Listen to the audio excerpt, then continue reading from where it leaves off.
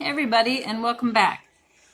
So today what I wanted to show everybody is how to do a blanket stitch, because like when you're doing off-grid or whatever, you're making a lot of your own pillows, blankets, pillowcases, stuff like that. So this blanket stitch is a very neat, crafty kind of stitch, and it finishes off really pretty. So the first thing that I did was tied a knot in the end of my embroidery thread. Can you guys see that? It's right there. And then I'm going to trim this down, okay, before I start.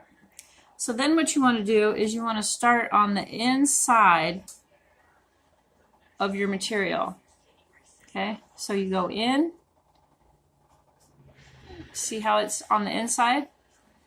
Put the two together, and then what you're going to do is go through that same hole, okay? And you wait for your loop to come around, and then you want to go back into your loop, and then you just want to make it a little bit tight, okay? And then we're going to space that. See, you guys can see that? Go through. Bring your stitch through that,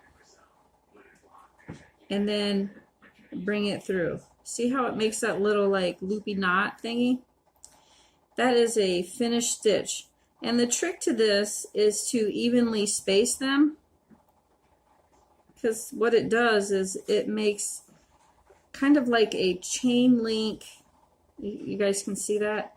It makes a chain link on your finished edge. Okay, I'm just going to keep going so that you guys can see what I'm doing.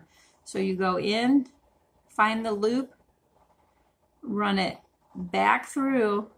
See how that made a link on that edge? See that? See how pretty that is? I'm just going to do a couple. Yeah, so if you make a lot of baby blankets and everything, this makes a really pretty finished edge. And guys, if you are into leather, this is a leather stitch too.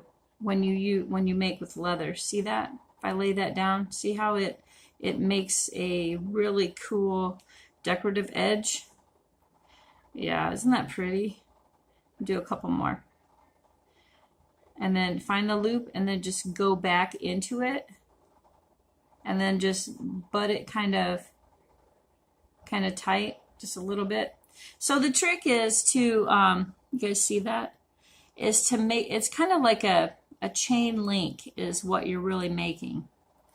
So then you can do your stitches tighter or looser depending on what type of material. I just use this material as an example, but like your blanket material is like the fleece, so then your edges don't fray when you use fleece.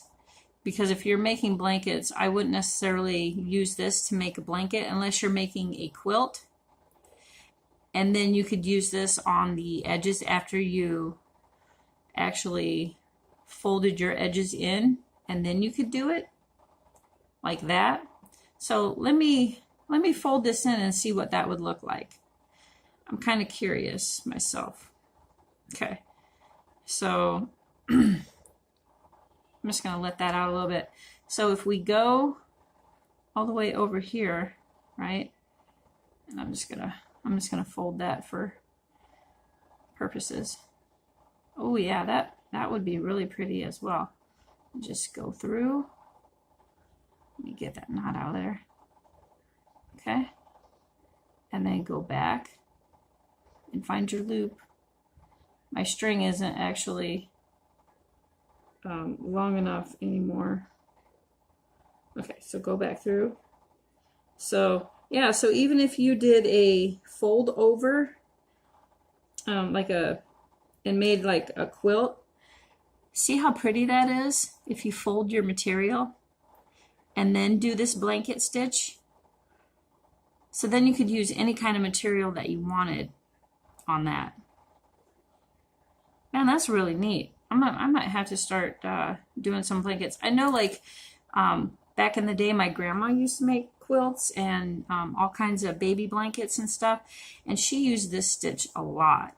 So this stitch has been around for a long time. Yeah, so that's called a blanket stitch.